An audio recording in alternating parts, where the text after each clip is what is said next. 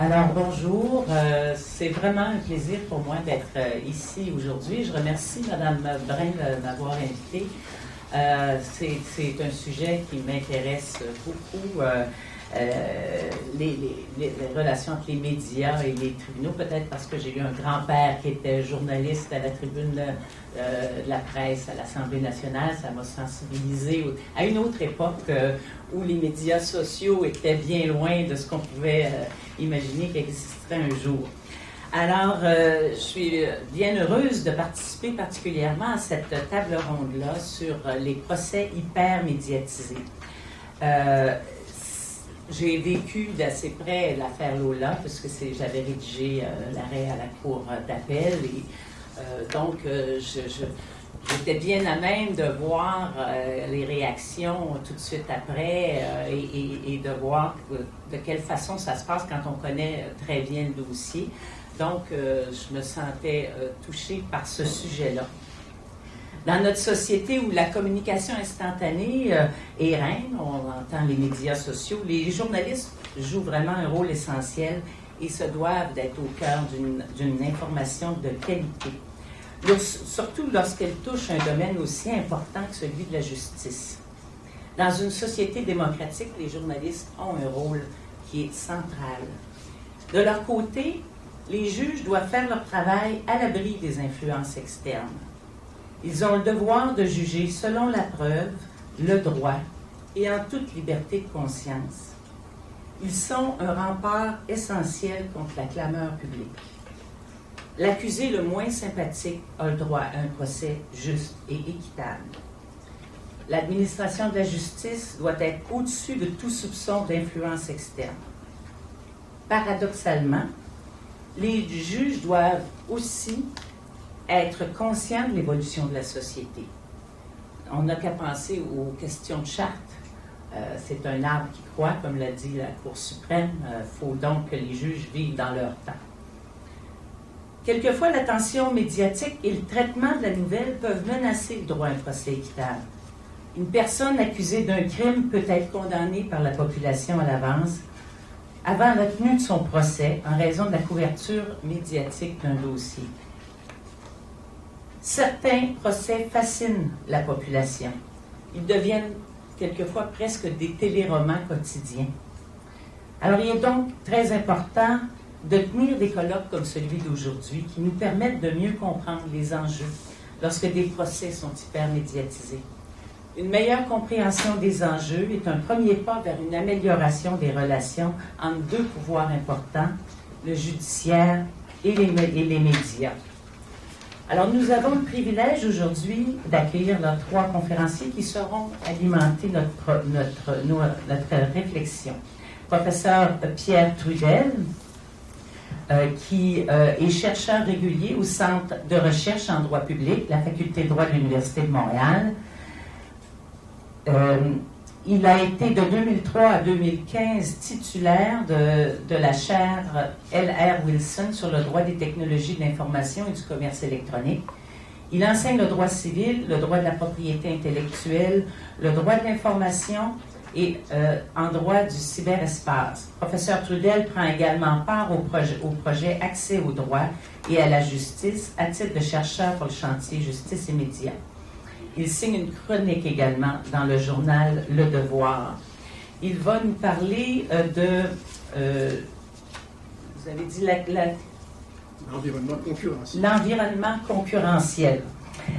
Nous avons également Mme Émilie Bilan-Curinier, une enseignante-chercheure en sciences politiques du département d'administration économique et sociale de l'Université de Rennes 2, qui est professeure associée au département de sciences politiques de l'Université Laval également. Elle a le grade de maître de conférence. Il y a une petite erreur de typographie. Elle est responsable de la méthodologie du projet professionnel et de la méthodologie documentaire de cette même institution à Rennes.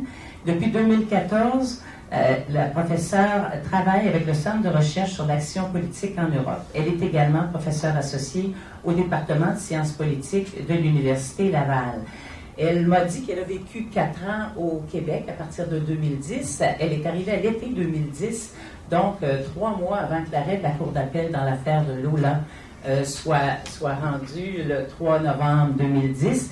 Et elle a écrit, en collaboration avec une autre chercheure, je crois, un article très intéressant, et elle va nous en parler, je pense bien aujourd'hui, c'est le but. Elle a analysé 476 articles de presse parus en 2009 et 2013 à propos de l'affaire Éric et Lola. Et la présentation étudie la contribution des médias à la transformation progressive et partielle d'une affaire judiciaire impliquant des justiciables exceptionnellement nantis en un problème social appelant une réponse politique. Et enfin, nous allons entendre Mme Catherine Lamontagne, une journaliste du Journal de Québec, auteure du livre « Le dernier procès, l'affaire Jacques Delisle », qui nous arrive directement d'Asie, après un long voyage. Alors, Mme Lamontagne, donc, est journaliste depuis 2009. Entre 2015 et 2016, elle a été chargée de cours au département d'information et de communication de l'Université Laval. Au fil des ans, Mme Lamontagne est également intervenue dans diverses émissions de radio de la région de la capitale nationale. En 2014, elle a été lauréate du prix Judith Jasmin pour son reportage « Payé pour du mauvais poisson », paru dans le Journal de Québec. Et cette même année, elle a publié son premier livre, Le dernier procès, l'affaire Jacques Delisle. Alors, pour sa part, Mme Lamontagne, sa présentation va être en 5 petits segments. La couverture des affaires judiciaires, informer le citoyen, comment et pourquoi un procès devient hyper médiatisé, les faits, les anecdotes, le sensationnalisme et les points de droit dans l'actualité judiciaire, l'humain derrière le procès hyper médiatisé, les tribunaux et médias dans une relation sous tension, oui, mais. Alors, on a bien des choses à dire. Sans plus tarder, je vais céder la parole au professeur Trudel, qui pourrait peut-être commencer. Voulez-vous? Oui. Ça va? Oui, alors merci, Mme la juge. Merci aussi aux collègues organisateurs d'avoir pensé à me proposer de vous entretenir. En fait, des procès hyper médiatisés. Ce que je vous propose, c'est d'explorer 3 questions, finalement. D'abord, qu'est-ce que c'est qu'un procès hyper médiatisé dans cet environnement médiatique actuel? Pourquoi y en a-t-il des procès hyper médiatisés et quelles leçons, justement, puisque c'est la question qui est posée dans cette table ronde, à cette table ronde, quelles sont les leçons qu'on peut en tirer? Alors, un procès hyper médiatisé, je vous propose de le définir comme étant un procès occasionnant la diffusion d'éléments significatifs d'informations, et informations qui circulent en dehors du cercle constitué des personnes qui sont directement impliquées. Autrement dit, un procès devient hyper médiatisé lorsqu'il soulève de l'intérêt au-delà du cercle des personnes qui sont immédiatement concernées par l'affaire qui est présentée au tribunal, par la question qui est posée au tribunal. Or, cette hypermédiation, elle est forcément une question de degré.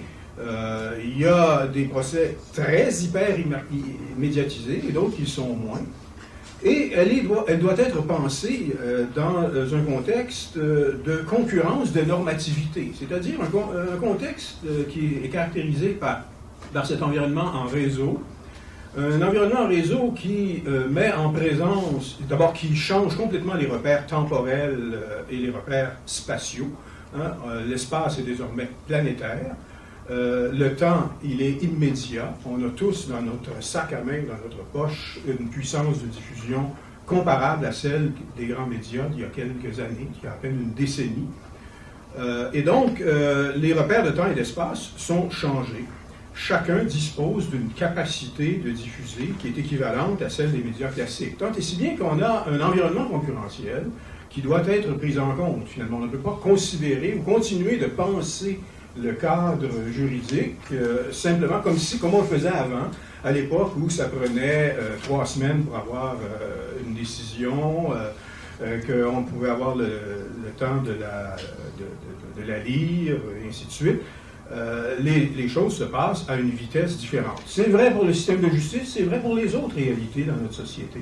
Et il serait fort étonnant que la seule réalité qui échappe à ce phénomène-là soit le système de justice, finalement. Alors, les taxis ont goûté à la médecine de cet environnement technologique.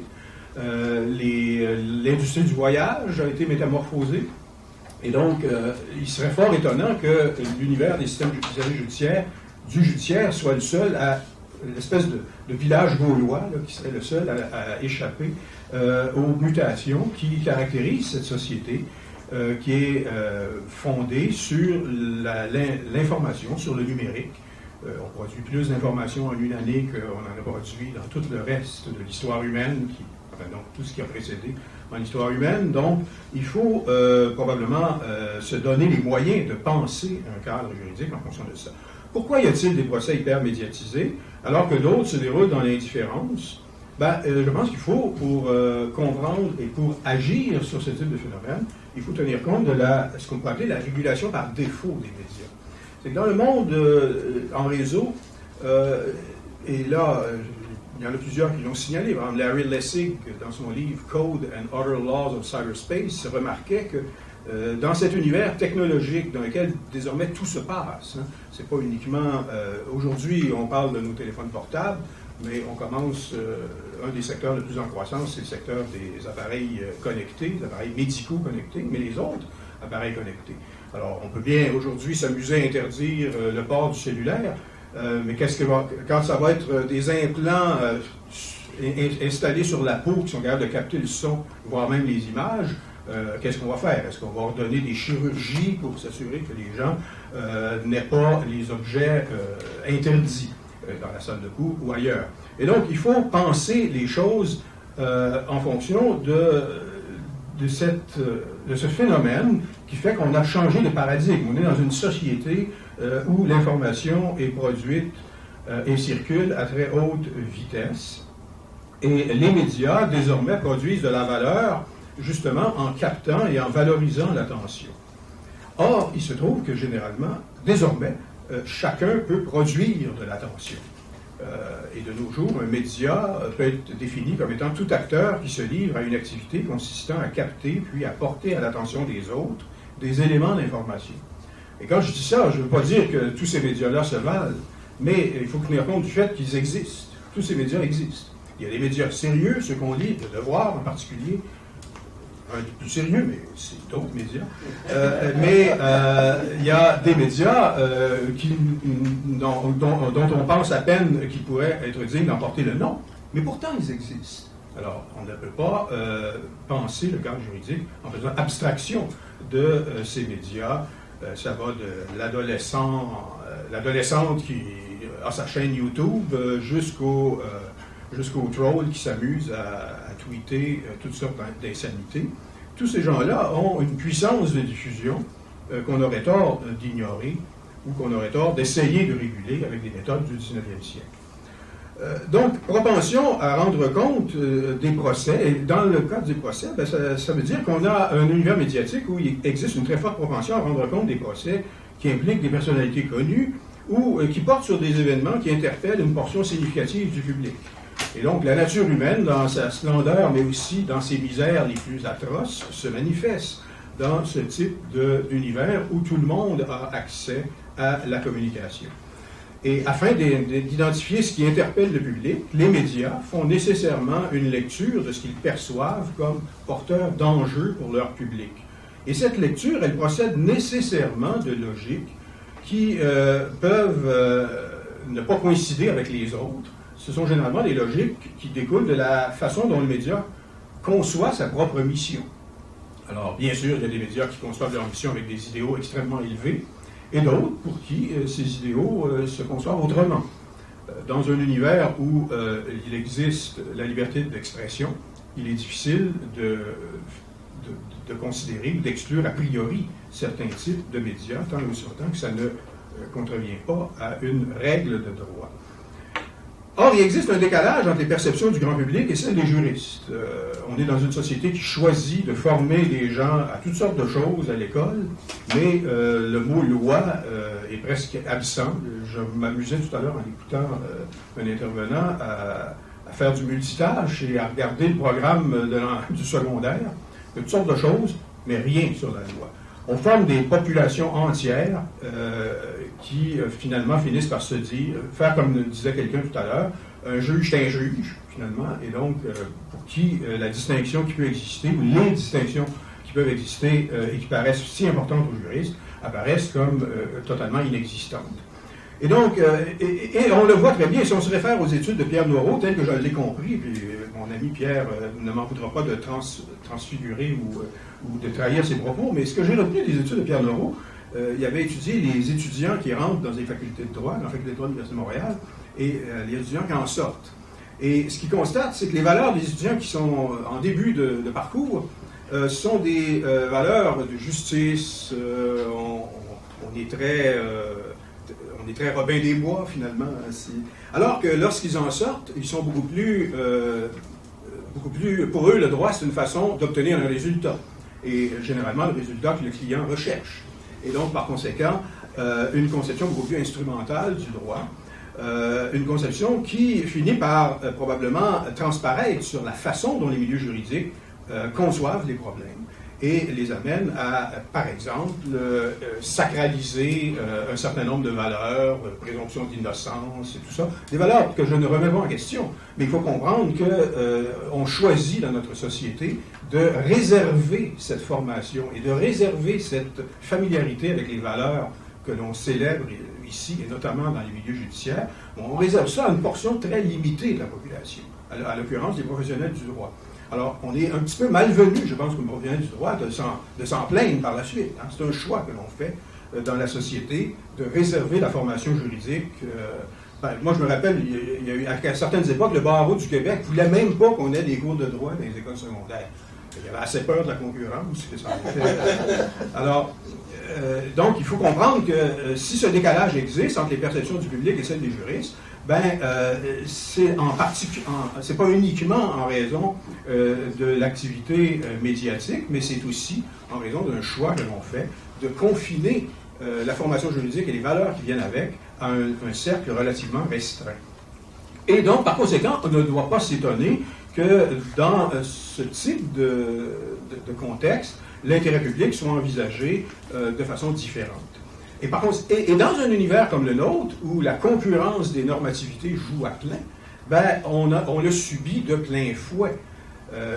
Les gens définissent l'intérêt public de façon différente. On va définir l'intérêt public à ce qu'un tueur d'enfants soit puni sans merci, lorsqu'on n'a pas de concept, ou lorsqu'on ne baigne pas dans les valeurs juridiques.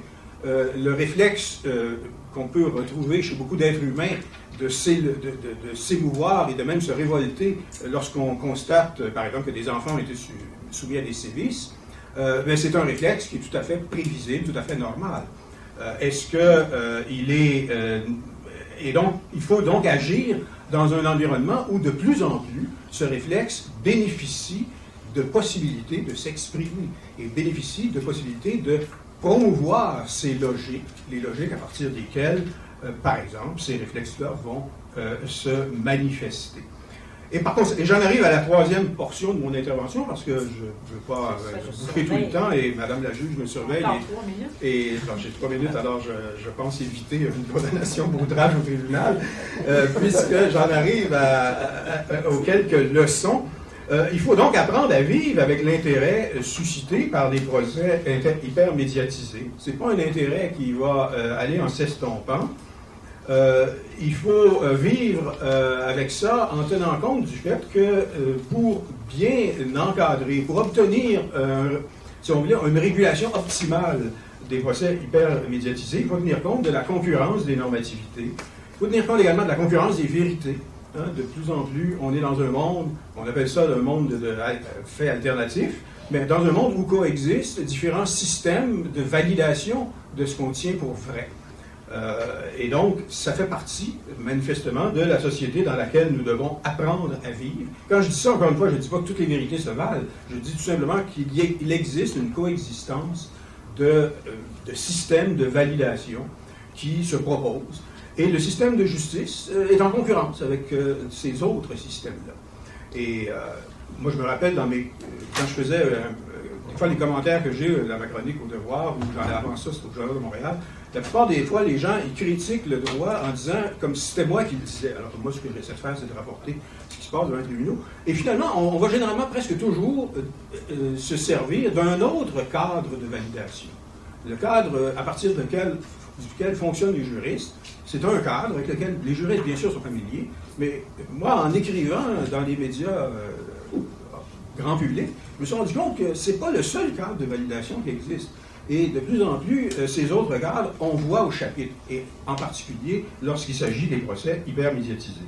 Et par conséquent, ma conclusion, c'est que les procès hypermédiatisés constituent une illustration du phénomène de concurrence des normativités, caractéristique de l'émergence d'une société connectée, société en réseau, et dans laquelle chacun est doté d'une puissante capacité de captation, de diffusion, mais aussi de choix quant au cadre de référence et quant aux normes en vertu desquelles il va agir et il va communiquer. Et il me semble qu'en maîtrisant ce phénomène-là, on a des chances de rendre les procès hyper médiatisés un petit peu moins hyper pénibles.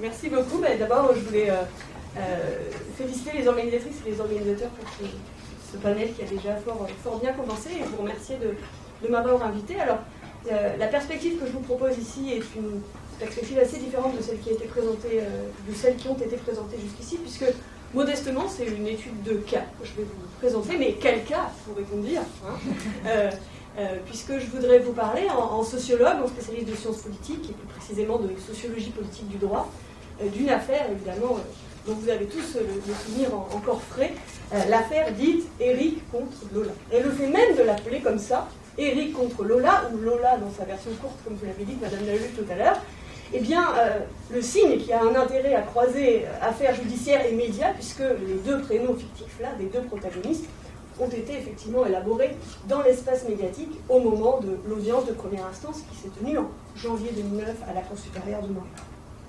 Alors, ce que je vous propose aujourd'hui, c'est d'essayer de travailler sur le traitement médiatique de cette affaire judiciaire. Alors, qui s'est étalée, disons, de janvier 2009, je disais, l'audience à la Cour supérieure en première instance, à janvier 2013, l'arrêt de la Cour suprême du Canada dans cette affaire. En réalité, on aurait pu prolonger le traitement, puisque vous avez peut-être souvenir qu'en juin 2014, le Conseil du statut de la femme a donné un avis qui est produit direct de cette affaire, qu'en juin 2015, le comité consultatif sur le droit de la famille, mis en place par le ministère de la Justice du Québec, suite à l'arrêt de la Cour suprême, a lui aussi rendu un rapport. Donc, on pourrait poursuivre cette histoire qui n'est sans doute pas terminée. Et mon propos ici, puisque le thème de la journée, c'est procès et médias, c'est bien d'être sur cette phase judiciaire de l'affaire Eric contre Lola. Alors, très rapidement, je la résume en un instant. On a là un homme et une femme qui ont vécu ensemble pendant quelques années, qui ont eu 3 enfants, sans être mariés, et puis qui se sont séparés. Qui se sont séparés au début des années 2000. Donc, plusieurs années avant que l'audience n'arrive à la Cour supérieure. Donc ça, c'est un autre élément pour réfléchir à la temporalité qui a été évoquée ce matin. On a évoqué la temporalité judiciaire, on a évoqué la temporalité médiatique, et puis il faudrait évidemment, et Pierre Neuron l'a fait dans ses travaux, évoquer la question de la temporalité des protagonistes des affaires. En réalité, quand l'affaire arrive à la Cour supérieure, chacun des deux membres de l'ancien couple sont eux-mêmes engagés dans de nouvelles relations conjugales et ont en partie déjà changé de vie.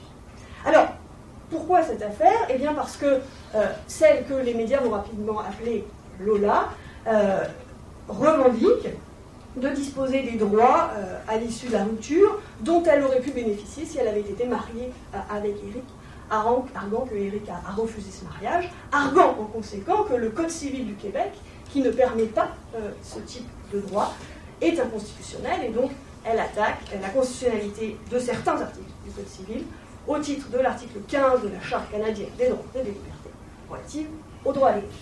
Donc ici, vous voyez, pas de médias pour l'instant. J'ai schématisé très rapidement l'enjeu tel qu'il se pose sous l'angle juridique et judiciaire. Alors, ce qui est intéressant de comprendre, c'est pourquoi cette affaire qui implique des personnes privées, qui implique des questions de droit qu'on peut considérer importantes, puisque c'est la Charte canadienne, c'est le Code civil dont il est question, suscite, à partir du moment où il y a ce procès à la Cour supérieure, un tel intérêt médiatique. Alors, ici, je vais confirmer ou je vais étayer empiriquement un certain nombre de pistes que vous avez vous-même déjà traitées plus tôt dans la matinée. Il me semble que cette affaire, elle articule 3 caractéristiques qui justifient l'intérêt médiatique. Alors, le premier, vous y aurez tous pensé, on a là un couple riche et célèbre. Si vous me permettez l'expression, l'anglicisme courant en France, c'est un divorce people. Mais des divorce people, il y en a pas mal. Hein. Et en particulier au Québec dans les dernières années, alors on n'a pas d'informations sur la judiciarisation éventuelle de cette séparation, on a quand même quelqu'un comme Pierre Pelado, ancien, et Julie Snyder, son ancienne femme et compagne, qui sont aussi dans une procédure de séparation. Il y a une médiatisation de cette séparation évidente, elle a des conséquences politiques évidentes également, et malgré tout, on n'est pas du tout dans le même type de traitement médiatique que dans l'affaire Éric contre. Alors pourquoi ? Eh bien, il faut nous rajouter une deuxième caractéristique. C'est ce que vous aviez dit plus tôt dans la matinée, une affaire qui concerne les gens, qui concerne le public. Aujourd'hui, on a plus d'1 million de Québécoises et de Québécois qui vivent en union de fait. Et donc cette affaire-là, sans doute d'abord chez les journalistes, avant même que ça le soit éventuellement dans certaines parties du grand public, a eu un côté intriguant. C'était certes une affaire juridique, posant des questions relativement complexes, relativement techniques, et en même temps c'était une affaire qui était susceptible d'intéresser tout un chacun. J'imagine que les uns et les autres, vous avez pu vous demander si vous vivez en union de fait, alors on fait fiscalement, on est considéré comme des conjoints, socialement, du point de vue du droit social, je veux dire, on est considéré comme des conjoints, et nous ne le serions pas du point de vue du droit privé. Donc il y a une espèce d'intrigue juridique qui se noue à ce moment-là et qui est de surcroît susceptible d'intéresser, ou de concerner, si ce n'est d'intéresser, un grand nombre d'individus. D'où, à mon avis, une deuxième prise, un deuxième facteur de médiatisation qu'on n'a pas, par exemple, du tout dans l'affaire Pelado-Snyder, en tout cas pour le moment. Troisième facteur, mais là qui est plus classique, qu'on retrouve dans d'autres affaires, un certain nombre d'actrices et d'acteurs ont intérêt à la visibilité médiatique. Et ici, vous avez tous en tête, je pense, j'y reviendrai tout à l'heure, une des avocates de celle que l'on a appelée Lola, Anne-France Goldwater, qui a, Pierre Nora évoquait ce type d'attitude tout à l'heure, utilisé les médias pour faire exister ça. Mais cependant, les acteurs judiciaires ne sont pas les seuls à avoir intérêt à cette médiatisation. On a vu aussi au moment de la médiatisation un certain nombre d'actrices et d'acteurs, qui n'étaient pas les acteurs centraux de la procédure judiciaire, mais qui, en quelque sorte, ont utilisé les médias comme une arène, un espace dans lequel ils pouvaient faire entendre leur voix, participer à la construction du problème des conjoints de fait. Alors même que dans l'espace judiciaire, vous avez une place inexistante ou plus bien. Et donc voilà, à mon sens, c'est la conjonction de ces 3 facteurs qui peut expliquer la médiatisation importante de cette affaire. Alors je vais commencer, vous vous demandez peut-être ce qui est derrière moi là, depuis quelques minutes, par essayer de mesurer l'intensité de cette médiatisation, et ensuite ses liens avec l'affaire au sens judiciaire, en particulier avec la temporalité judiciaire de l'affaire. Alors petit élément de méthode, vous l'avez dit tout à l'heure, j'ai travaillé avec 3 collègues, ma co-auteure et puis des étudiants qui ont été impliqués dans ce projet, sur un corpus de près de 500 articles de presse parus entre 2009 et 2013. J'insiste là-dessus, articles de la presse québécoise quotidienne, 11 quotidiens québécois. Alors là, vous voyez que je vais parler de manière abusive en réalité de traitement médiatique de l'affaire Éric contre Lola, puisque je ne regarde qu'une petite partie de ce traitement médiatique. Je dis devant vous, c'est filmé Éric contre Lola, plutôt que d'employer les termes exacts des protagonistes. Les journalistes de la presse officielle ont respecté cette ordonnance de non-publication qui avait été demandée dans les parties. Mais si vous faites une petite recherche sur vos moteurs préférés, vous verrez qu'en fait, l'identité des protagonistes, non seulement a été connue de tous, mais en plus, sur un certain nombre de blogs, de sites personnels, a été dévoilée très précocement. Donc, gardons ça en tête. Ce que je propose ici, c'est très bien qu'il y ait une journaliste du quotidien de Québec à côté de moi, c'est un segment, une dimension du traitement médiatique, celui de la presse écrite quotidienne. Alors que nous apprennent ces 500 articles de journaux?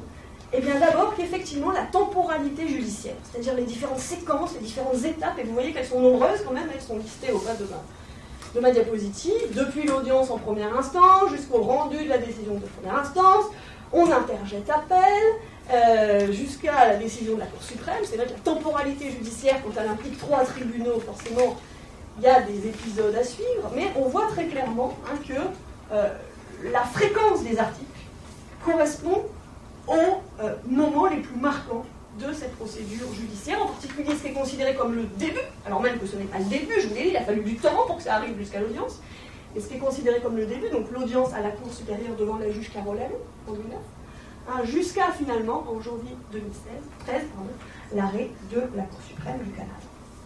Donc en gros, ce que nous donne cette petite visualisation là, de la fréquence des articles, c'est l'impression que l'arène judiciaire impose son rythme à l'arène médiatique. Alors ça, c'est presque contre-intuitif par rapport à ce qu'on a dit depuis ce matin. On a dit le travail des juges est lent, les journalistes, et encore plus les gens qui tweetent, etc., veulent une immédiateté.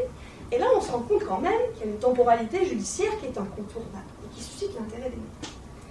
Alors ça, cette importance du cadrage judiciaire de l'affaire se manifeste aussi quand on regarde qui écrit dans les médias. Alors bien sûr, il y a des journalistes, bien sûr, il y a des chroniqueurs, mais pas seulement. Il y a aussi des personnalités extérieures qui sont soit sollicitées ou dont on accepte des tribunes, ou alors que l'on interviewe dans des articles. Et là, on se rend compte, surtout au début de la procédure, que ce sont, dans leur grande majorité, des juristes. Soit des avocates et des avocats, soit des professeurs de droit qui viennent commenter l'affaire, qui viennent faire en quelque sorte ce travail de pédagogie du droit, d'éducation du public, comme l'expression qui a été employée plus tôt dans l'affaire. D'accord ? Donc, l'influence du cadrage judiciaire sur le traitement médiatique, c'est la temporalité. Mais c'est aussi les actrices et les acteurs qui sont reconnus comme légitimes par les journalistes eux-mêmes, par les journaux eux-mêmes pour intervenir. Alors ça a été déjà montré en fait dans d'autres analyses du traitement médiatique d'affaires judiciaires. Ça renvoie sans doute au prestige social des juristes, mais aussi, vous me contredirez peut-être, je ne prétends pas parler à titre individuel, mais à la, en général, faible maîtrise du droit par les journalistes. Les journalistes ont un certain nombre de compétences, mais peu d'entre eux sont formés en droit, peu d'entre elles sont formées en droit. Et on sait par ailleurs que les journalistes sont très dépendants de leurs sources, et que celles-ci sont d'autant plus importantes qu'elles bénéficient d'une position sociale dominante, ce qui est le cas en général des choses. Alors une fois qu'on a dit ça, je pourrais m'arrêter là et vous dire finalement, c'est la procédure judiciaire qui détermine le traitement médiatique, mais ça serait faux. Enfin, ça serait faux, je me suis tenue ici à des indicateurs relativement limités, et surtout je ne suis pas du tout rentrée dans le traitement journalistique concret de l'affaire. Comment part-on de cette affaire? Et c'est ce dont je voudrais vous parler maintenant. Combien de temps vous avez peut-être 5 minutes? Un petit 5 minutes à peine. Un petit 5 minutes à peine pour vous parler donc maintenant de ce que j'appelle les modes de narration. Non, on va y arriver. Les modes de narration de cette affaire. Donc ici, on a codé les titres des articles de journaux. Alors au passage, premier commentaire, les titres de journaux qui font référence à la procédure judiciaire, vous voyez que c'est quand même une proportion importante, notamment à l'étape que vous connaissez, l'a dit Madame la juge, à l'étape de la cour d'appel, parce que j'ai distingué ici 3 étapes, 3 moments, l'étape pour supérieur, l'étape cour d'appel et l'étape cour suprême, c'est ça les 3 grisés. Alors, on voit que beaucoup de titres de journaux font référence directement à la procédure judiciaire, avec éventuellement des photos d'ailleurs du palais de justice qui accompagnent les articles. Mais ce qui m'intéresse moins ici, c'est plutôt la suite de cet histogramme, c'est comment on en parle. Et ici, je distingue des articles qui personnalisent l'affaire. C'est l'expression que j'emploie, c'est-à-dire qui insistent sur les caractéristiques des protagonistes. Par exemple, qui mentionnent les prénoms, Lola ou Eric, qui mentionnent le nom de famille de l'avocate la plus médiatisée, Anne-France Goldwater, mais qui parlent aussi des caractéristiques sociales, au sens très large, de ces protagonistes, leur fortune, leur amour déçu, l'émotion que suscite cette affaire, et puis finalement, qui analyse l'affaire comme un combat interindividuel. Donc ça, c'est tout le registre que j'indique de la personnalisation. Et puis à côté de ça, on a un registre inverse, que je vous ai déjà présenté tout à l'heure, quand j'ai parlé de la Charte canadienne des droits et des libertés, d'un problème constitutionnel. Tout ça relève de ce que j'appelle moi la généralisation. Et la généralisation, elle suit 2 modes en fait. Il y a 2 manières de travailler de manière plus générale, au-delà de Eric et de Lola. C'est soit de parler de cette affaire comme relevant d'un débat de société qui concerne, je vous l'ai rappelé, les 1,3 million de Québécoises et de Québécois qui vivent en union de fait, ou alors d'avoir un mode de généralisation qu'on peut dire politique, et là qui s'intéresse à la répartition des prérogatives entre le palier provincial et le palier fédéral du gouvernement en matière de droit de la famille, ou bien qui s'intéresse de manière complémentaire à la répartition des pouvoirs entre les institutions politiques, en particulier l'Assemblée nationale du Québec, et les institutions judiciaires, en particulier la Cour suprême du Québec. Alors, ce qu'on peut montrer, mais comme je n'ai pas le temps, c'est que ce mode de traitement nous apprenne quelque chose sur la structuration du champ journalistique. C'est-à-dire que selon le groupe d'appartenance des journaux, québécois ou autres, selon les caractéristiques des journalistes qui prennent la plume, on n'a pas le même traitement. Mais ce sur quoi je voudrais insister ici surtout, c'est les effets de la périodisation judiciaire. C'est-à-dire qu'en fait, le traitement personnalisé, vous le voyez ici, en particulier quand on regarde les prénoms, là c'est très net. Au cours, quand on regarde les références à la fortune, c'est aussi net. À la personnalisation, dire c'est une affaire extraordinaire, c'est l'affaire à 50 millions de dollars, etc. Ça, c'est d'abord une caractéristique du début de la procédure, de l'affaire cour supérieure. Et au passage, je vous indique quelques éléments sur cette personnalisation avec la diapo suivante, des photos. Que voyons-nous? On voit que l'ordonnance de non-publication contraint ce traitement journalistique, y compris quand on personnalise, y compris quand on en fait un divorce people. Puisque, que voit-on ici? On voit deux personnages de dos, qui sont respectivement Eric et Lola. Donc on peut se demander, d'ailleurs, même si c'est le mois de novembre et qu'il ne fait pas très chaud, si le bonnet que porte Eric n'est pas un élément supplémentaire pour qu'on puisse éviter de le reconnaître. D'accord? Et qui contraste du coup très fortement avec la photo de face, j'ai pris qu'un exemple, il y en a bien d'autres, de l'avocate, de celle que l'on appelle Lola. Au passage, cette image-là, ou ces deux images, pourraient vous laisser entendre qu'il y a une forme de symétrie. Que Eric, on le monte de dos, et que Lola aussi, on la monte de dos. En réalité, il n'y a absolument pas eu de symétrie. D'abord, le prénom Lola, il apparaît plus tôt dans les médias. Eric est inventé, en quelque sorte, 6 jours plus tard. Ça peut paraître court, mais en fait, ça suffit pour imposer le prénom Lola comme le prénom incontournable de l'affaire. Donc, c'est en réalité qui est la protagoniste de l'affaire.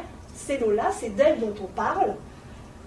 Et je pourrais revenir dans la discussion, si vous voulez, sur la manière dont on en parle, mais qui est symptomatique aussi, à la fois du registre utilisé par ceux qui sont contre l'extension des droits aux conjoints de fait, qui la stigmatisent de différentes manières, et qui sont aussi significatifs de la manière dont ceux et celles qui défendent l'extension de ces droits aux conjoints de fait l'utilisent comme une figure, au contraire, positive. Alors, à partir du moment où on est en Cour d'appel, et plus encore en Cour suprême, là on est davantage sur un registre de généralisation qui utilise du coup d'autres ressorts. Ici, je ne vais pas beaucoup parler de la généralisation dite politique, je parlerai plutôt de la génération sociale, mais on a 3 autres manières de figurer l'idée de l'affaire Eric et Lola comme relevant d'un débat de société. Première manière, c'est peut-être pas très lisible ici, mais vous voyez Radio-Canada, par exemple, fait des petits camemberts, comme on dit, pour nous dire, oui, c'est un problème vraiment très important, très significatif, parce que on le sait désormais, au Québec, à gauche, au milieu, il y a beaucoup plus de couples qui vivent en conjoint de fait que dans le reste du Canada. Autre élément très important, qui est bien connu en sociologie des médias, pour essayer de généraliser, on fait appel à des sondages. Et on diffuse les résultats de sondages. Donc il y a 2 sondages qui ont été réalisés successivement. J'ai mis un exemple ici, je suis désolée, c'est illisible, mais qui est publié dans Boss Magazine et dans bien d'autres supports en mars 2013, et qui montre, en gros, ça rejoint les discussions qu'on a eues ce matin, que les Québécoises et les Québécoises, dans leur majorité, ignorent leurs droits, ou plutôt ignorent leurs non-droits, quand ils sont en union. D'accord ? Et puis, 3e élément important, ici je vous ai mis une captation d'une émission de RDI, donc je passe de la presse écrite à la télévision. On voit ici Sylvie Lévesque, qui est la directrice de la Fédération des associations de familles monoparentales et recomposées du Québec, un organisme qui existe depuis 1974, qui a été très impliqué dans différents sujets relatifs aux évolutions du droit de la famille, en particulier dans les années 90. Et là, on a des acteurs présents dans l'affaire judiciaire, puisqu'ils sont intervenus auprès de Lola dans cette affaire, mais qui ont une place relativement limitée dans l'affaire judiciaire. Par contre, ils s'imposent, ou elles s'imposent en l'occurrence, comme des actrices importantes pour faire médiatiquement de cet enjeu un débat de société. Donc pour conclure, dans la dernière minute qui me reste, qu'apprend-on ici sur les tensions éventuelles entre les médias et la justice à l'occasion de ce procès hyper médiatisé? Un petit mot peut-être hyper médiatisé. Comment est-ce qu'on dit qu'il est hyper, hypo, moyennement médiatisé? J'ai fait quand même une petite comparaison avec une affaire dont les plus anciens d'entre vous, ou ceux qui s'intéressent au droit de la famille, se souviennent, l'affaire Suzanne Thibodeau dans les années 1990. Une affaire en droit de la famille autour de la défiscalisation, de la non-fiscalisation des pensions alimentaires, qui s'était aussi rendue en Cour suprême, qui était aussi une protagoniste québécoise. Et bien là, 6 ans, 70 articles. D'accord ? Donc, à l'époque, j'écris les mêmes journaux, évidemment, il y avait eu quand même une certaine médiatisation de l'affaire Thibodeau, y compris d'ailleurs des chroniqueuses, une chroniqueuse en particulier qui a écrit fait et cause pour cette défiscalisation, les médias étaient déjà présents, quand même avec une intensité bien. D'accord, donc, de quoi s'aperçoit-on, une fois qu'on a admis que c'est bien un procès hyper médiatisé? D'abord que, comme je le disais au début, il y a bien une importance du judiciaire dans le cadrage médiatique de cette affaire. Il ne s'agit pas de dire les médias font ce qu'ils veulent, ce qu'elles veulent, si c'est des journalistes femmes, avec l'affaire judiciaire. Il y a bien un poids de la construction à la fois temporelle, normative et cognitive de cette affaire. Et en même temps, il serait illusoire de dire que les logiques propres au champ journalistique ne jouent pas. Ce qu'on voit, c'est l'espace concurrentiel à l'intérieur de la presse quotidienne québécoise. Il y a un effet fort de la concentration des titres de la plupart des journaux aux mains des mêmes propriétaires. Ça se manifeste par le fait que les articles circulent en fait d'un média à l'autre. Il y a un traitement autoréférentiel en fait de l'affaire. Et puis par ailleurs, on voit, j'ai pas eu le temps d'en parler, j'en suis désolée, on voit des acteurs médiatiques très importants dans cette affaire. Jusque-là, on a surtout parlé à votre invitation des journalistes qui vont dans les tribunaux, qui écoutent les procès, qui entendent les jugements, qui récupèrent par la liste de diffusion les jugements des tours, etc. Ils sont présents, bien sûr, dans l'affaire Zeke-Lola, mais ceux qu'on voit surtout, ceux qui me semblent le plus posés dans le cadrage médiatique de l'affaire, ce sont en réalité des journalistes qui ne vont pas, ou qui sont allés dans le passé mais qui ne vont plus dans les tribunaux, qui ont aujourd'hui un statut élevé dans les hiérarchies médiatiques. Vous voyez les noms auxquels je peux penser. Certains essayistes aussi, et qui font vraiment figure d'intermédiaires pour le cadrage médiatique, mais par là politique et social, de cette affaire contre l'État. Désolée de voir un peu de ça a été presque à la minute. Merci. Oui. Donc, à moi de remercier l'équipe de l'organisation de ce colloque de m'avoir invité. Vous me pardonnerez si je répète certains trucs qui ont été dit ce matin. Je n'ai pas pu être là avant, donc mes plus plates excuses déjà. J'aimerais passer vite là-dessus.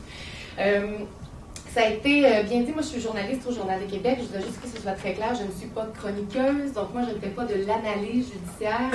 Mon rôle se rapporte vraiment se limite en guillemets à rapporter les faits. Donc j'aimerais que ce soit bien clair. À la base, je ne prends pas position, je ne donne pas mon opinion. Donc voilà. Je vais ouvrir en clarifiant en fait pourquoi les journalistes couvrent les actualités judiciaires. J'ai été ravie d'entendre déjà ici qu'on reconnaisse que les médias ont un rôle essentiel en fait dans la couverture des palais de justice et de ce qui s'y passe. Parce qu'en effet, les palais de justice, c'est un endroit public et la justice doit s'exercer de façon publique et c'est pour ça qu'on est là.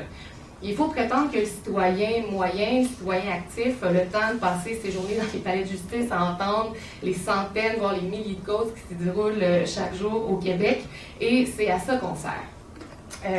Est-ce qu'on rapporte tout? Évidemment que non. Il faut faire des choix. On ne peut pas traiter toutes les causes. C'est un peu comme l'Assemblée nationale ou comme à l'Hôtel de Ville. C'est pas vrai qu'on va rapporter toutes les doléances des citoyens. On va axer sur ce qui est plus significatif, ce qui est plus percutant.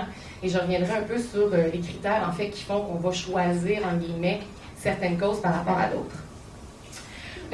Vous l'avez mentionné tous et chacun depuis le début, le droit, c'est un domaine qui est extrêmement complexe. Il y a une infime portion de la population qui maîtrise ce domaine-là sur le bout de ses doigts. Moi, j'ai couvert le Palais de justice de Québec à temps plein pendant 2 ans. Je lis des jugements, je fais des entrevues avec des juges, des avocats. J'ai entamé même, il y a de ça quelques années, un baccalauréat en droit. Moi-même, j'ai navigué dans les délais du système judiciaire comme victime d'actes criminels. J'ai poursuivi mon dentiste aux petites créances. J'ai été poursuivie et mise en demeure pour certains reportages. Et j'ai encore tout à apprendre. Donc, imaginez le citoyen moyen.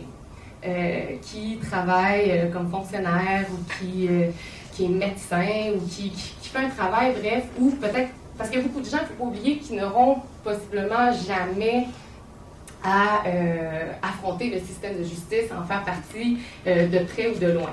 C'est quand même ça la réalité aussi. Le journaliste judiciaire n'a pas comme mission de donner un cours de droit 101 aux lecteurs. Le journaliste judiciaire non plus n'écrit pas pour les juges, il n'écrit pas pour les accusés, il n'écrit pas pour les mises en cause, il n'écrit pas pour les avocats, il écrit pour son lecteur. Par des exemples réels qui se passent dans les palais de justice québécois, on expose un petit peu plus chaque jour les lois et les règles qui régissent notre société démocratique.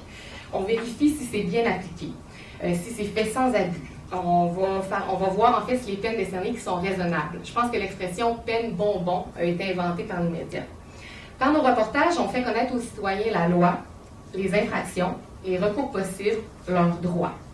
Et ça a un impact, un journaliste dans la salle. Pensez à un témoin qui va prendre la parole devant un juge ou un jury et qui sait qu'il y a un média dans la salle qui note tout ce qu'il est en train de dire et que son témoignage va avoir des répercussions beaucoup plus grandes que sur la poignée de curieux qui s'est déplacée pour assister à la procédure. On informe aussi le citoyen sur les conséquences d'enfreindre une règle ou une loi. La plupart des gens savent que si on commet un meurtre prémédité, on s'expose à 25 années de prison parce qu'ils l'ont lu dans les médias ou parce qu'ils l'ont vu à la télé.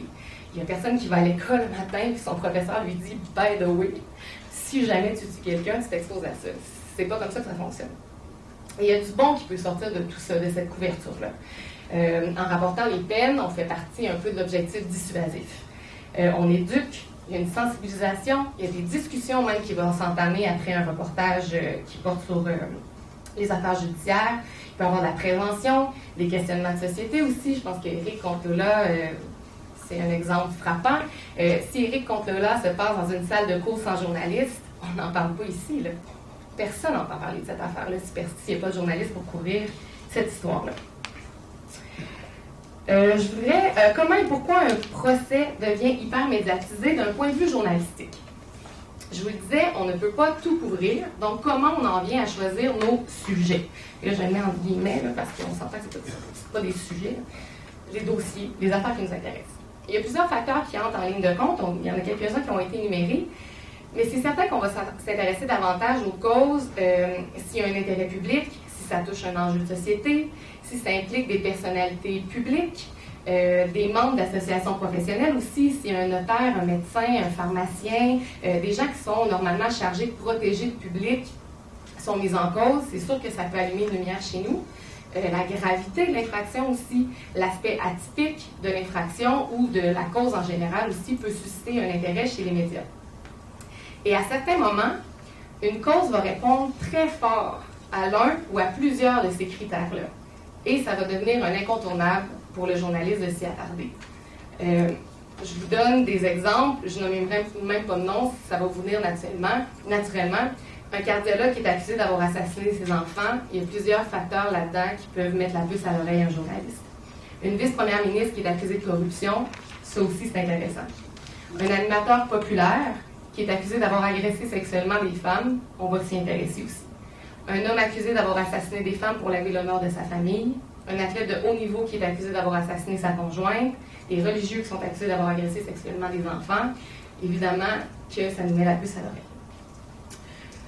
Dans ma courte et modeste carrière de journaliste judiciaire à Québec, j'ai couvert quelques procès, surtout criminels, parfois civils, qui ont attiré une attention particulière des médias, donc des procès hyper médiatisés.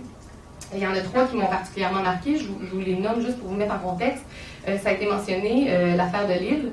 Donc, dans le cas de l'affaire de Lille, c'est un ancien juge à la retraite, Jacques de Lille, premier magistrat au Canada, est accusé puis reconnu coupable du meurtre prémédité de son épouse.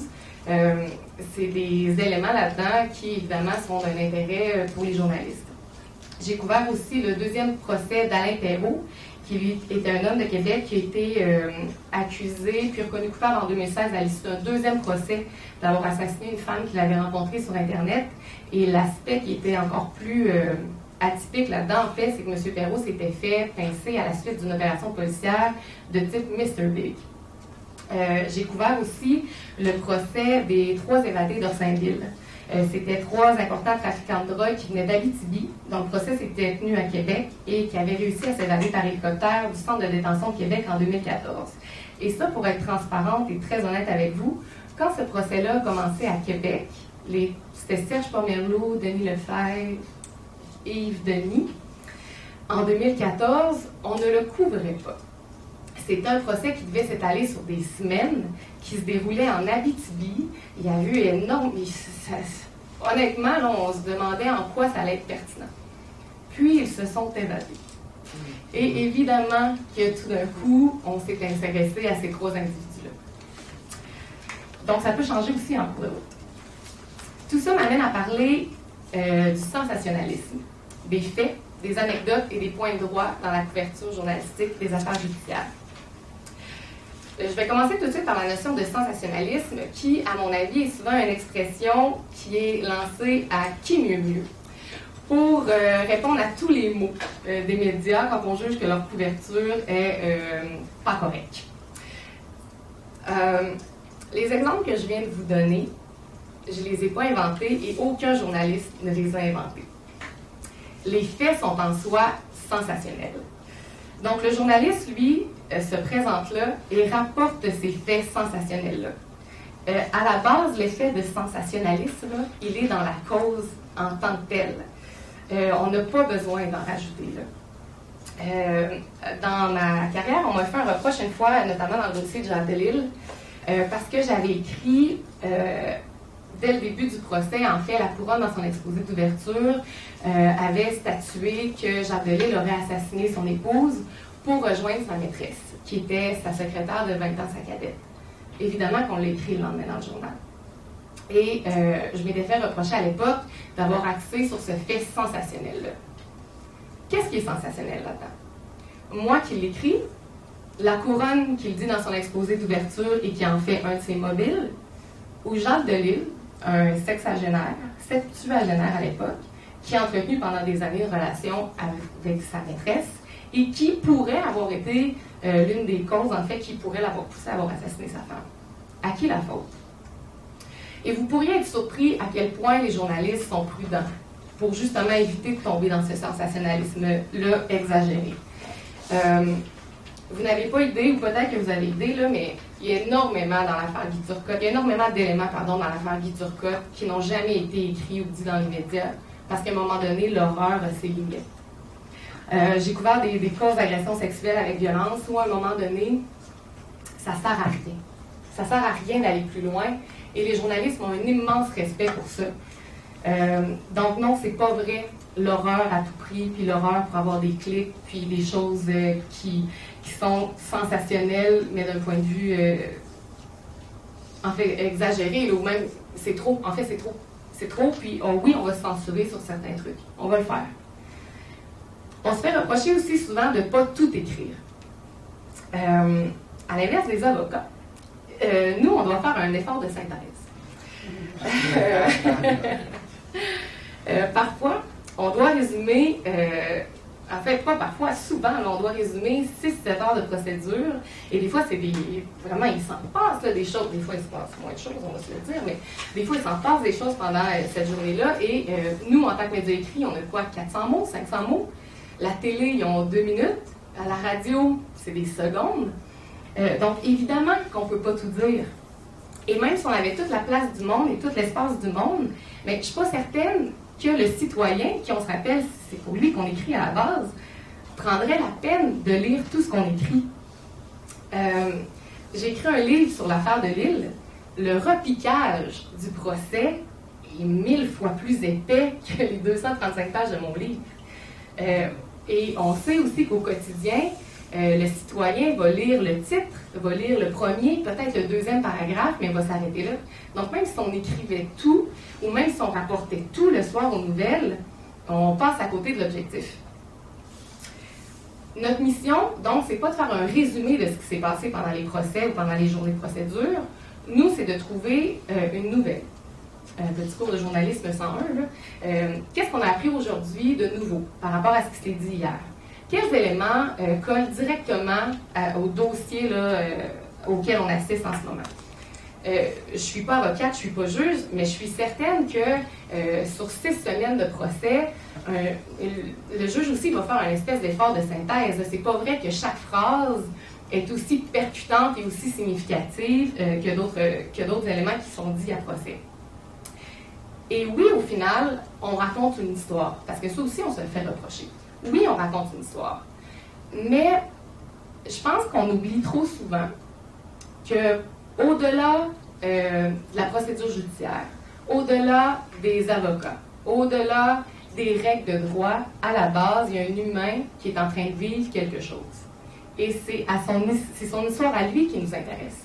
Et toute cette machine-là tourne autour de cette histoire-là aussi. Et le citoyen, c'est ça qui le touche, c'est ça qui l'intéresse aussi. Des fois, il ne se passe rien.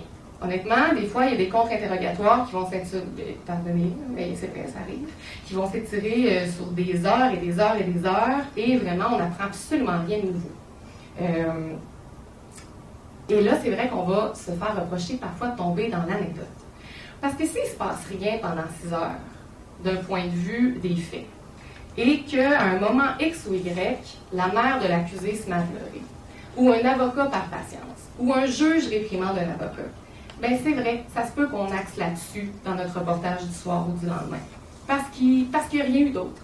Mais honnêtement, la plupart du temps, notre défi, c'est de jongler avec la dose immense d'informations qu'on reçoit pendant le procès. Ça reste donc assez rare qu'on ait à faire ça. Dans ce contexte d'abondance-là, de faits, d'éléments nouveaux, oui, c'est vrai que c'est plus rare qu'on va rentrer systématiquement dans les questions précises de droit ou dans la jurisprudence, parce qu'on manque de temps, parce qu'on manque de place, parce que c'est très, très, très pointu, et c'est pas vrai que c'est ça qui va intéresser à tout coup le citoyen, notre lecteur ou le téléspectateur. Je vous rappelle, nous, notre mission, c'est pas de donner un cours de droit 101, c'est d'informer le citoyen. Par contre, on va en parler des questions de droit, puis on va en parler de la jurisprudence si ça a une incidence directe sur la cause qu'on couvre. Ou sur le système de justice en général. Là, le meilleur exemple, c'est bien l'arrêt Jordan. Les médias ont vraiment mis la main à la pâte dans cet arrêt-là, et je pense qu'aujourd'hui, le citoyen moyen est capable de dire en quoi consiste l'arrêt Jordan. Et on l'a fait bien avant la crise. J'ai moi-même écrit un reportage là-dessus il y a plusieurs mois. Il vous reste aussi un petit carnet. Facile.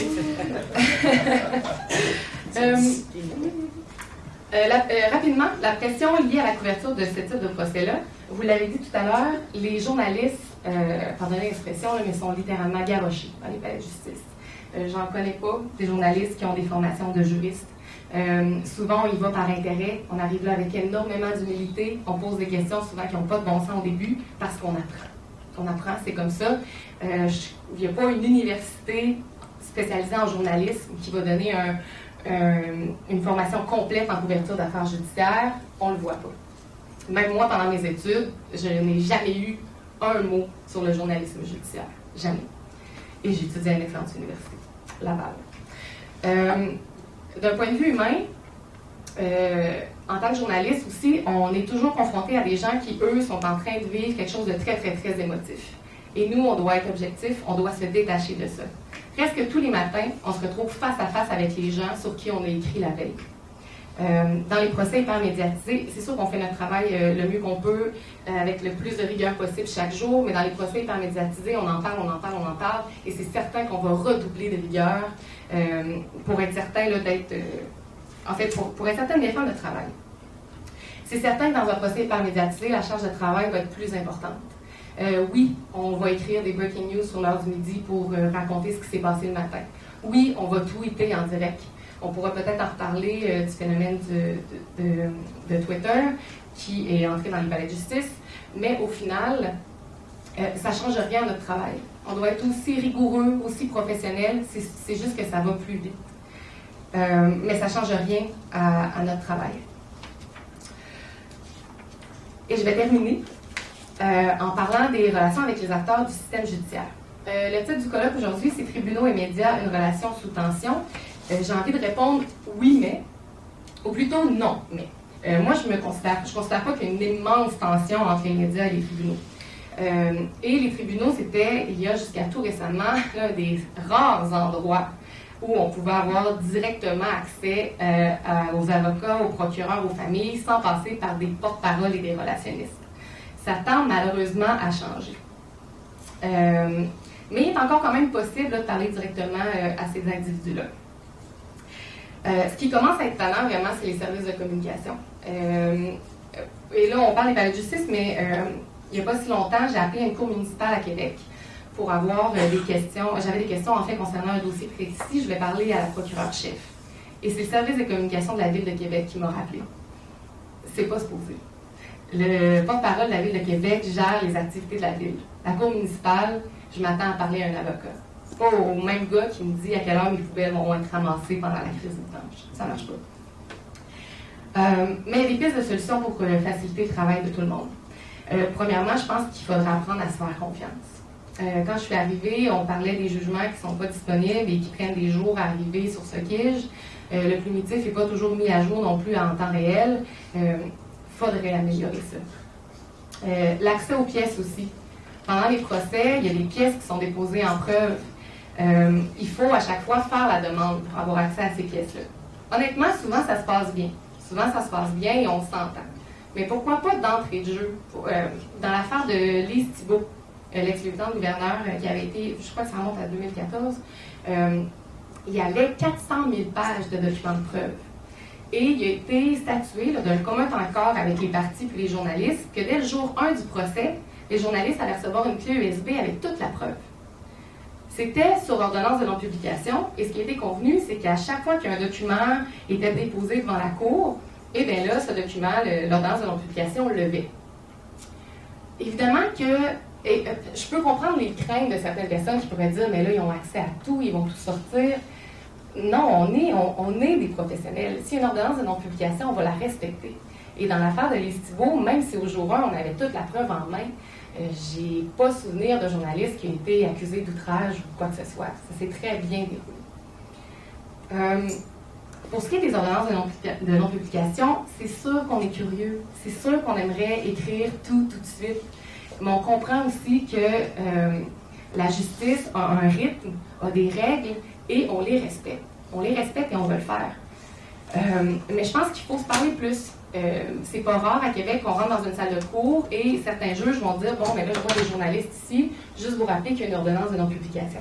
Dans 99% des cas, on le sait qu'il y a une ordonnance de non-publication. Mais c'est quand même, c'est correct là, qu'un juge prenne le temps de le dire. Et je termine avec les huis clos. Ça m'est arrivé, moi, une fois dans ma vie, dans une cause, d'avoir un huis clos, et le juge a quand même accepté que les journalistes soient présents. Parce qu'il ne faut pas oublier que même si on ne peut pas l'écrire, ce qui se passe pendant le huis clos, nous, ça nous donne un contexte. Et même si à la fin de la journée, on écrit 400 ou 500 mots sur 6 ou 7 heures de procédure, on le fait avec tout le contexte qu'on connaît. Et c'est notre manière à nous de se rapprocher le plus possible de ce qui s'est passé pendant cette journée-là.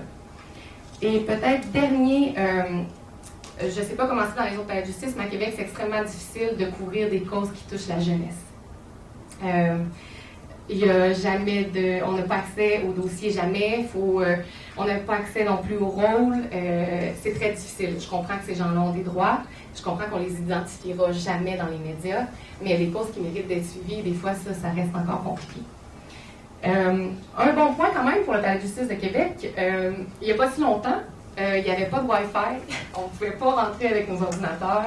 On ne pouvait pas rentrer avec nos cellulaires. Et visiblement, il y a un effort qui a été fait au cours des dernières années. C'est facile et agréable de travailler comme journaliste au palais de justice de Québec. Je ne sais pas si c'est comme ça partout. Évidemment qu'il y a plein de choses à améliorer. Mais règle générale, je ne peux pas dire que j'exprime une tension envers les tribunaux à Québec. Voilà. Alors, je pense qu'on aurait pu faire le double du temps facilement. Il va y avoir beaucoup de questions. Et moi, j'aurais peut-être un commentaire aussi. Non, mais allez-y, puis je fais mon commentaire plus tard. Quand vous avez dit, Mme Lamontagne, vous dites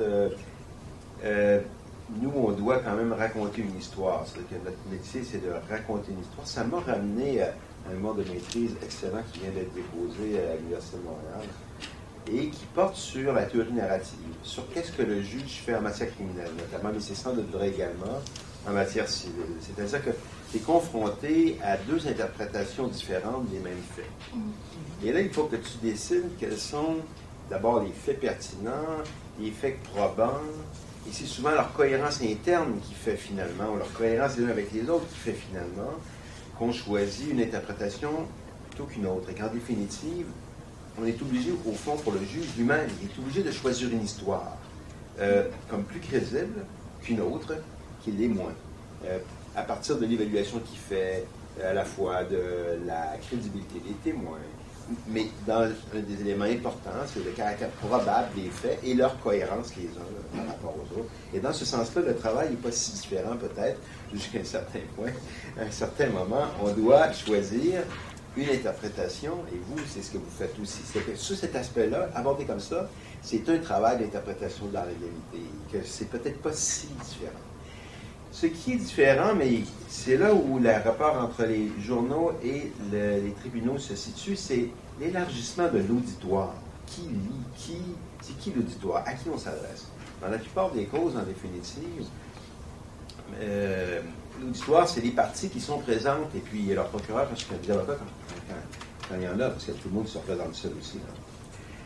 Alors qu'à partir du moment où c'est médiatisé, hautement médiatisé ou médiatisé tout court, là, il vient d'avoir une explosion de l'auditoire. Et donc, ceux à qui on s'adresse, c'est plus du tout le groupe restreint de ceux à qui on s'adresse d'habitude, mais une population plus large.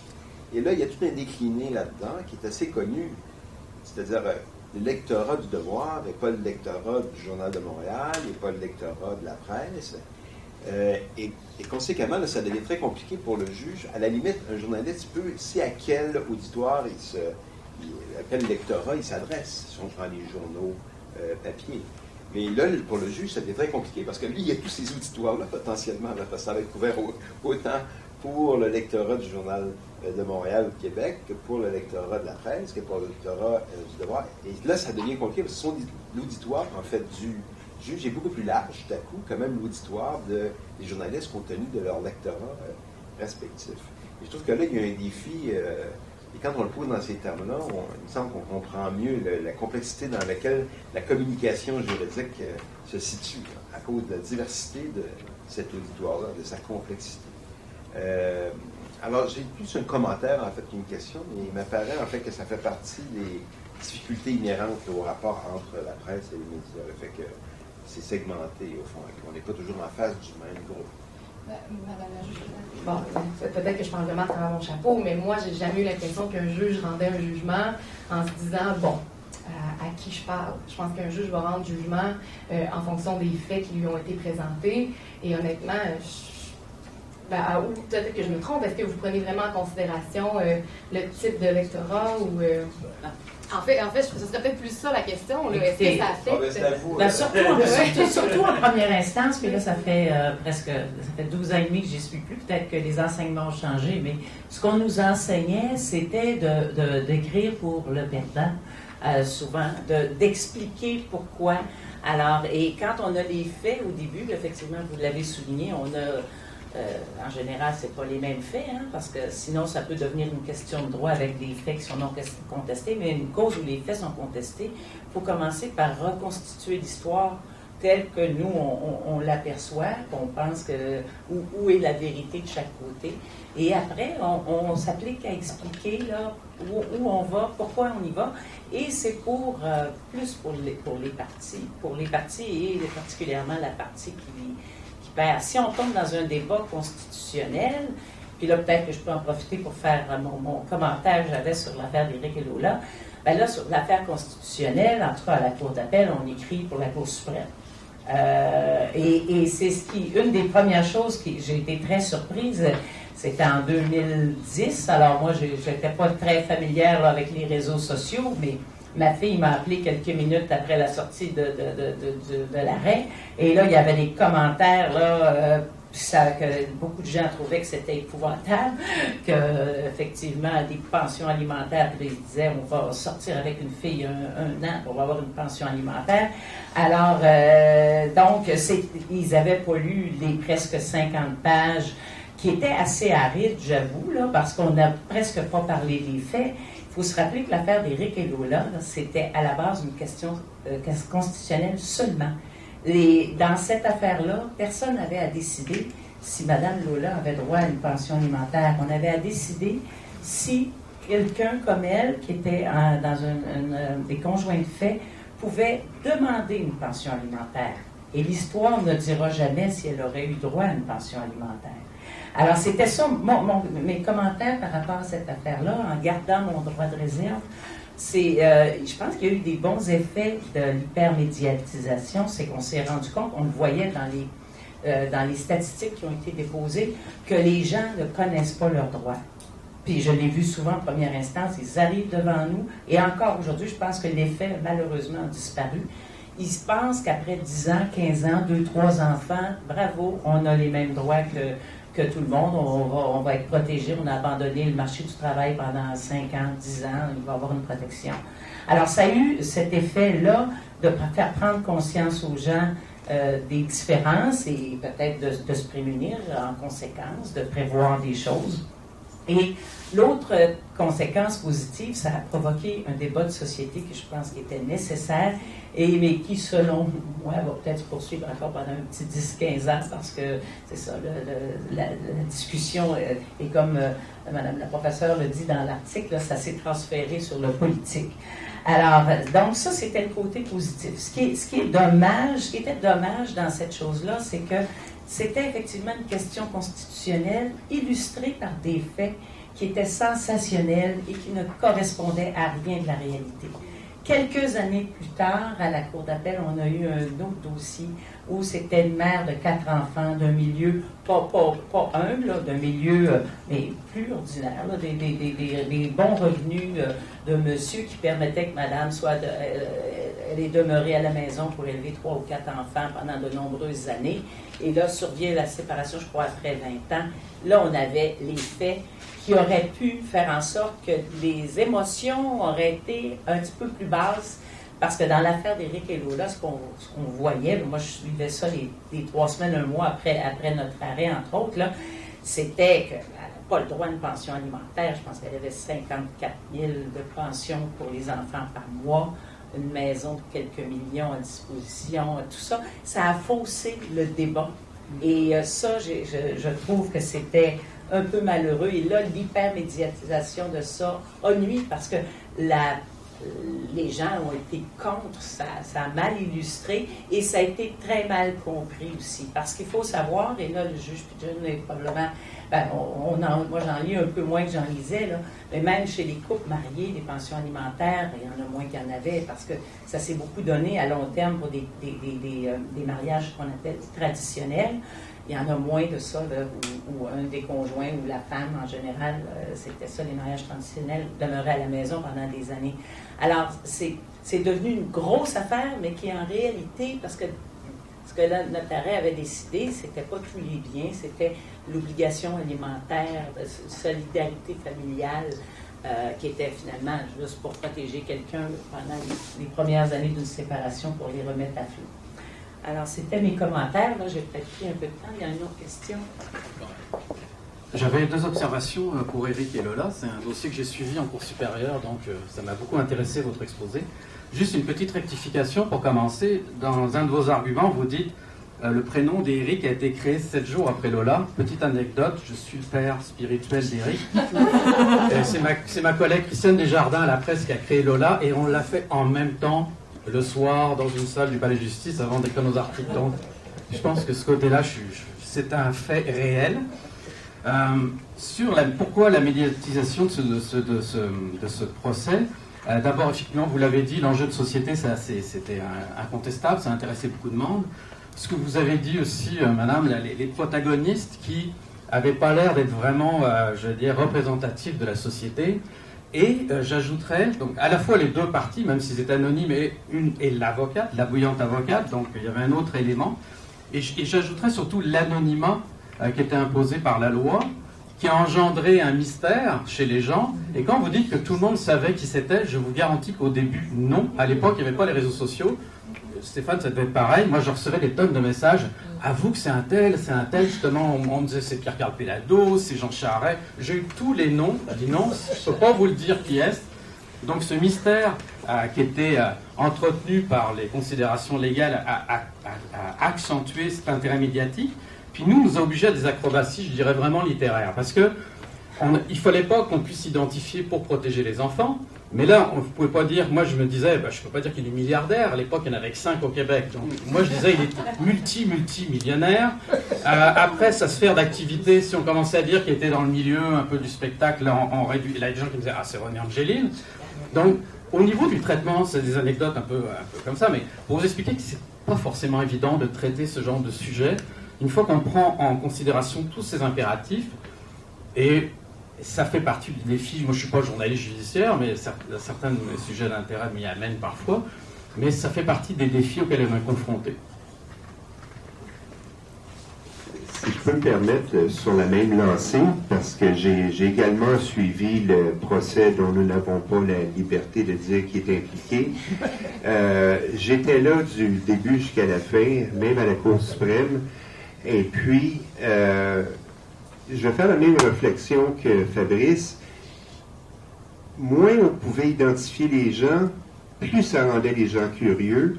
On savait dès le début que les gens seraient curieux à cause que c'était le procès des riches et célèbres, mais on savait aussi très bien que l'enjeu était beaucoup plus profond, beaucoup plus sérieux, qu'il y avait un enjeu sur le droit des femmes à obtenir une pension. Moi, je me souviens très bien qu'au début du procès, une très grande majorité de Québécois ne savaient même pas que les conjoints de fait n'avaient pas droit à une pension alimentaire.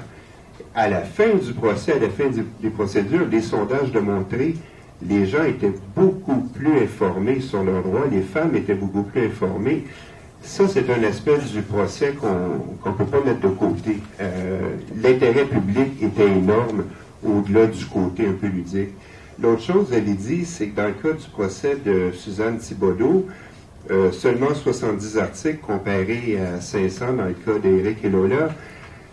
Il faut se mettre en contexte que la cause de Thibodeau s'est produite dans les années 90 où les médias sociaux n'étaient pas là pour amplifier tout ce qui s'écrivait. À l'époque, ce qui était publié, on avait les journaux papier, puis tout passait par là, un peu de télé, un peu de radio, alors que, bon, la diffusion a beaucoup augmenté 20 ans plus tard dans le cas d'Éric et Lola. C'est une petite distinction à laquelle je tenais pour avoir suivi le procès. Puis je ne peux pas m'empêcher aussi de penser de la façon que ça s'est produit à la Cour suprême à la toute fin. La Cour suprême accepte les caméras. Je sais qu'on est loin d'être rendu là au tribunal inférieur, mais c'est toujours le rêve secret des journalistes qu'on puisse un jour avoir des caméras dans les salles de cour. Et truc intéressant à la Cour suprême, Mme Saint-Pierre, ça va peut-être vous intéresser. Avant qu'on rende le jugement de la Cour suprême, il y avait un huis clos où les journalistes étaient invités. C'est toujours de même à la Cour suprême. Il y a une salle de huis clos où on doit laisser nos téléphones à l'entrée. On lui donne le jugement quelques heures avant qu'il soit rendu public. On le lit. Il y a un juriste devant nous qui répond à nos questions.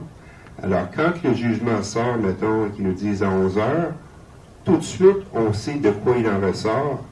Et c'est un outil absolument fantastique. Je sais qu'on ne peut pas faire ça en Cour du Québec, en Cour supérieure ou en Cour d'appel, mais la façon que la Cour suprême gère les causes médiatisées est absolument fantastique. Je sais que c'est pas la même chose, on est encore loin de là, mais ça a été une approche très intéressante et éducative.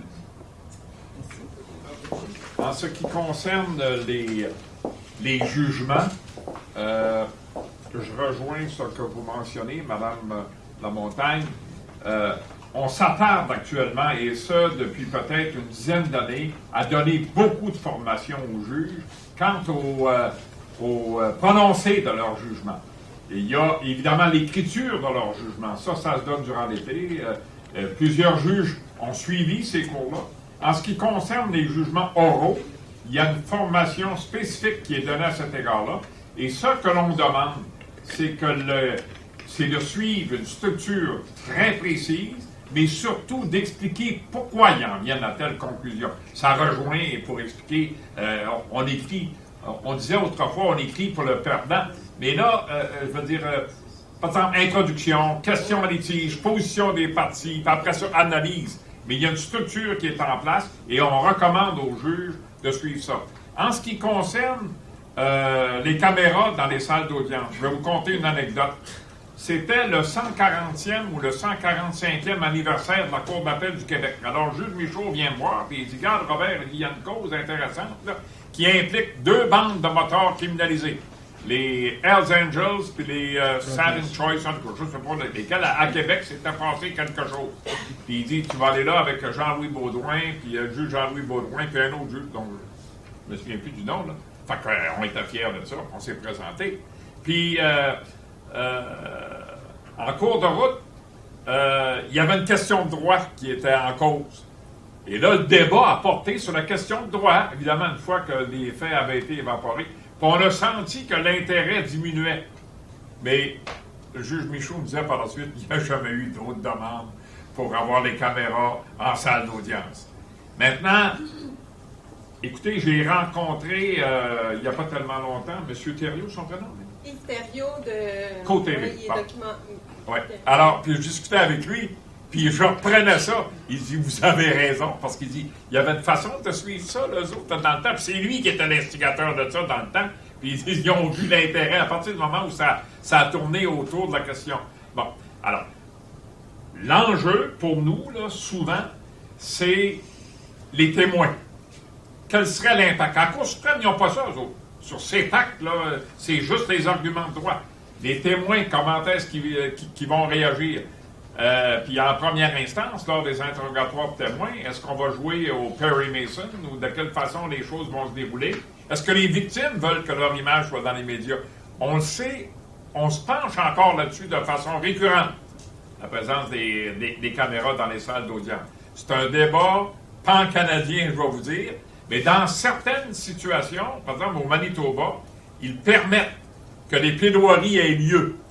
Les plaidoiries, pas l'interrogatoire des témoins, que les plaidoiries aient lieu en public.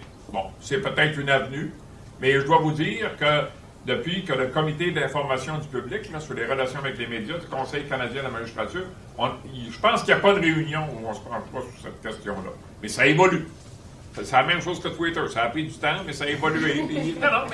Mais les choses évoluent. Puis,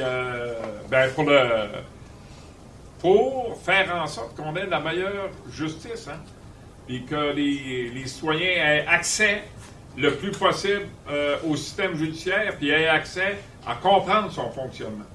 C'est ça le but qu'on poursuit tout le temps, mais on ne veut pas que certains ou certaines utilisent le moyen de la caméra en salle d'audience pour intimider les témoins ou pour faire en sorte que des choses qui ne devraient pas normalement sortir en public le sortent. Alors, merci. Oui, merci pour ces commentaires. Je pourrais prendre du temps pour réagir, mais je pense que tout le monde commence à avoir faim, donc je vais essayer d'être rapide. Pour commencer sur ce que vous disiez, Père Neuro, il y a un instant, effectivement, on est dans des modes de narration à chaque fois, mais quand même des modes de narration qui sont extrêmement différents. Si on compare ce que vous nous avez dit l'une et l'autre, vous étiez l'exigence de rapidité, l'exigence de concision également, une forme d'exigence de personnalisation quand même dans le storytelling, c'est-à-dire qu'il faut qu'on ait des acteurs qui soient présents, il faut pouvoir les incarner à un moment donné. Et puis vous, d'emblée, vous avez été dans une vision droit constitutionnel, donc en quelque sorte abstrétisant. Finalement, en quelque sorte, peu importe de qui il s'agit, ce qui est en jeu, c'est tel article du Code civil, c'est tel principe de la Charte canadienne. Et en même temps, la très forte distinction que je fais ici est peut-être un peu trop forte en réalité, parce que Robert Lecky, l'actuel doyen de la faculté de droit de McGill, qui a écrit un article intéressant sur l'affaire contre le lac, qui s'appelle Strange Bedfellows, donc d'étranges compagnons de lit, si vous voulez.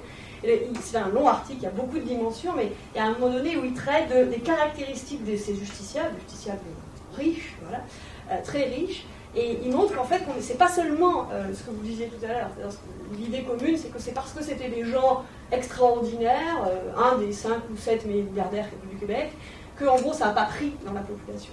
C'est une argumentation possible. Effectivement, la FFMRQ argumente beaucoup là-dessus, en disant que ce n'était pas le bon cas pour que ça prenne.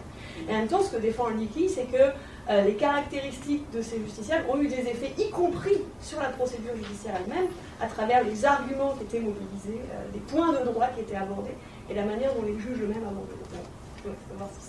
Il me semble que c'est une manière de travailler aussi au-delà de cette vision très, très dichotomique des deux espaces. Sur la question du mystère et des acrobaties littéraires, j'ai été très sensible à ce que vous racontiez, parce que je pense qu'effectivement, l'ordonnance de non-publication a servi la médiatisation là, complètement.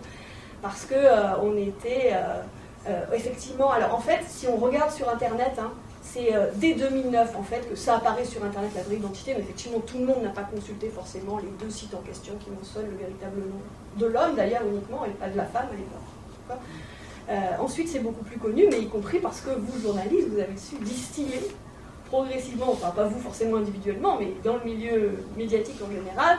Au bout d'un certain temps, on sait qu'il s'agit d'un milliardaire. Au bout d'un certain temps, on connaît l'origine nationale de Lola. au bout d'un certain temps, bref, c'est cousu de fil blanc, ça ne peut pas être Angélique V3G, enfin bref. Donc, donc il y a un certain nombre d'éléments qui arrivent progressivement et qui nourrissent aussi cet intérêt du public. Voilà, je vais m'arrêter là, si j'épuiserai votre patience. Est-ce que, je crois qu'il faut qu'on... Moi, je voudrais juste une petite remarque. En fait, l'affaire montre aussi le caractère quelque peu futile des ordonnances de notification dans un monde dans lequel nous sommes. Et en fait, certains pourraient dire tant mieux, parce que moi, comme membre du public, je trouve intéressant de pouvoir aller m'informer. Si les médias mainstream ne le font pas, je vais aller là où il y a l'information à circuler. Et donc, il faut justement... l'affaire donne une leçon. Elle donne une leçon aussi à un autre niveau, c'est que le système judiciaire est tellement peu accessible qu'il fallait être milliardaire pour soulever cette question dans les tribunaux. Moi, j'ai perçu ça comme le méta-message aussi. C'est-à-dire que si on n'est pas milliardaire, malheureusement, il y a beaucoup de choses, beaucoup de questions extrêmement importantes qui ne sont jamais judicialisées. Et donc, ça aussi, c'est peut-être également une leçon. Maintenant, si... et à ce moment-là, tant mieux s'il y a autre chose que les médias mainstream pour nous informer. Merci. Alors, ça compte. Quelqu'un pourrait être démuni, avoir accès à l'aide juridique et être capable de soulever la même question. Puis, en conjoint de fait, là, des demandes là, devant la Cour, là, on en a eu avant l'histoire Lola. Là où ça a parti, c'est parce qu'il y avait un autre aspect dont vous avez parlé tantôt. Là. Mais je peux vous dire une chose, il y en avait eu d'introduits avant, puis il y avait eu des jugements. Avant celui de Carole Hallé, là, il y en avait eu des jugements rendus sur cette question-là. Et ça avait été débattu. Maintenant, c'est vrai que... Non, pas jusqu'à la Cour suprême. Parce que là, partir de la première instance, monter jusqu'à la Cour suprême, là, c'est vrai que ça coûte cher. Il y a l'aide juridique qui peut le faire, ou dans certains cas, quelqu'un qui se représente lui-même.